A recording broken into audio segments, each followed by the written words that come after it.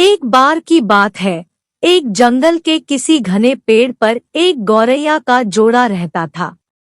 वो उस पेड़ पर अपना घोंसला बनाकर गुजर बसर करते थे।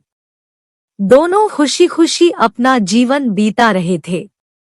फिर आया सर्दियों का मौसम। इस बार बहुत ही कड़ाके की ठंड पड़ने लगी। ठंड से बचने के लिए एक दिन कुछ बंदर उस पेड़ के नीचे ठिठुरते हुए पहुंचे। तेज ठंडी हवाओं से सभी बंदर कांप रहे थे और बहुत ही परेशान थे। पेड़ के नीचे बैठने के बाद वो आपस में बात करने लगे कि काश कहीं से आग सेंकने को मिल जाती तो ठंड दूर हो जाती। उसी बीच एक बंदर की नजर पास पड़ी सूखी पत्तियों पर पड़ी। उसने दूसरे बंदरों से कहा, चलो इन सूखी पत्तियों को इकट्ठा करके जलाते हैं। उन बंदरों ने पत्तियों को एक जगह इकट्ठा किया और उन्हें जलाने का उपाय करने लगे। ये सब पेड़ पर बैठी गौरैया देख रही थी। ये सब देखकर उससे रहा नहीं गया और वो बंदरों से बोल पड़ी, तुम लोग कौन हो? देखने में तो तुम आदमियों की तरह लग रहे हो, हाथ पैर भी हैं। तुम अपना घर बनाकर क्यों नहीं रहे?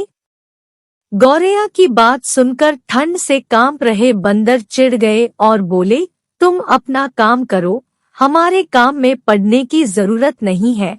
इतना कहने के बाद वो फिर आग जलाने के बारे में सोचने लगे और अलग अलग तरीके अपनाने लगे। इतने में बंदरों की नजर एक जुगनू पर पड़ी। वो चिल्लाने लगा, देखो ऊपर हवा में चिंगारी है, इसे पकड़कर आग जलाते हैं। यह सुनते ही सारे बंदर उसे पकड़ने के लिए अलग अलग तरीके अपनाने लगे। ये देख चिड़िया फिर बोल पड़ी, यह जुगनू है, इससे आग नहीं सुलगेगी। तुम लोग दो पत्थरों को घिसकर आग जला सकते हो। बंदरों ने चिड़िया की बात को अनसुना कर दिया।